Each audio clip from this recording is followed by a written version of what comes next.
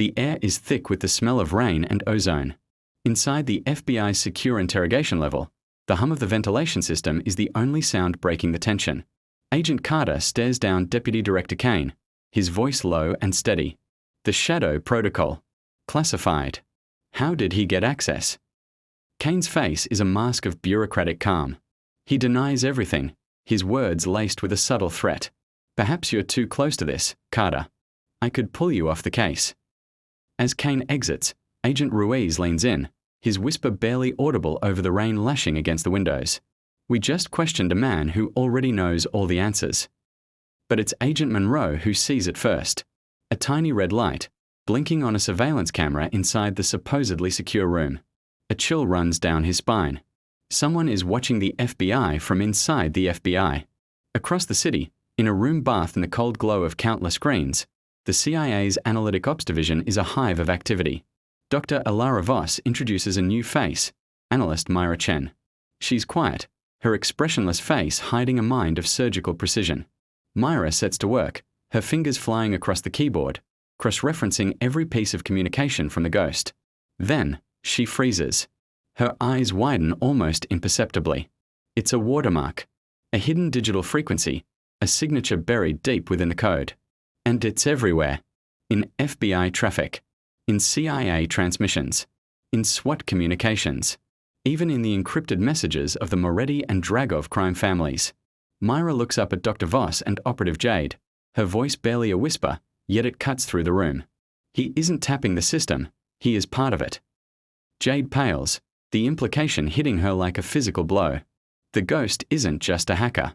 He has access to classified networks they never even knew existed. He's a ghost inside their own machine. The storm rages outside the SWAT vehicle bay, each drop of rain a hammer blow against the metal roof. Holt sits alone in the darkness, the only light coming from a tablet in his hands. An anonymous encrypted file. He hits play. Helmet cam footage flickers to life, grainy and chaotic. It's from the ambush in Episode 1, from the perspective of one of his fallen officers. The video is a blur of motion, gunfire, and shouting. But just for a second, right before the feed cuts to black with the deafening roar of the explosion, the camera catches something. A blurred figure, walking calmly away from the chaos, untouched. And on their jacket, a small, almost invisible detail, an FBI visitor badge. Holt's grip tightens on the tablet until his knuckles are white. The rain pounds down, mirroring the storm in his mind. He murmurs into the darkness, this wasn't an ambush. It was choreography. Deep beneath the city, in a concrete bunker that smells of damp earth and gunpowder, Luca Moretti prepares his men for war. Weapons are cleaned and counted, maps spread across tables. His sister, Sophia, stands before him, her voice filled with desperate urgency. Luca, don't you see? This is what he wants. The ghost is playing us all, making us turn on each other. Just then, their bitter rival, Viktor Dragov, steps out of the shadows, flanked by his own men. The room tenses, hands moving instinctively toward weapons. But Dragov raises a hand, his voice a low gravel. A truce. Temporary. We hunt the ghost first, then each other. Luca stares at him, suspicion warring with a cold, pragmatic fear. No one in this room trusts anyone. But they all fear the ghost more.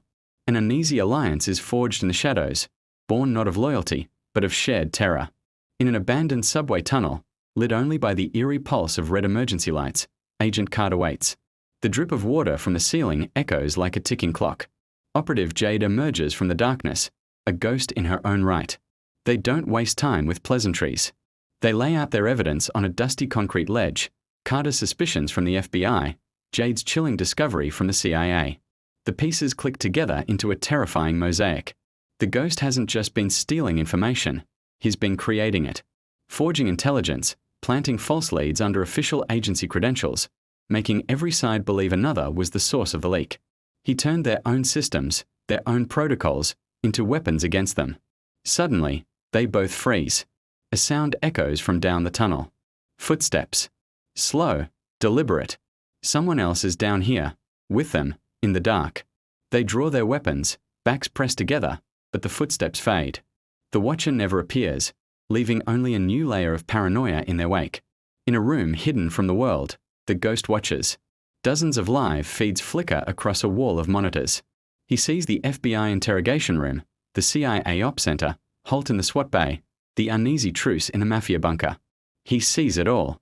He isolates audio fragments, playing them back in a discordant symphony of distrust. Holt's voice, it was choreography. Carter's, he used our own credentials. Jade's, he's part of the system. Luca's, we hunt the ghost first. He listens to the echoes of their broken trust, a faint smile playing on his lips, hidden behind the mask. He leans toward a microphone, his voice a soft, venomous whisper that seems to fill the room. Trust is louder when it breaks. On one of the central screens, a new directive flashes into existence, the green text glowing in the dark. Target, unknown asset. Status, activated. The ghost takes a slow breath, the master of this chaotic symphony, the architect of their fear. Do you want to know what happens next? Stay tuned and watch out for episode 5 to keep us going. Subscribe, like, and comment.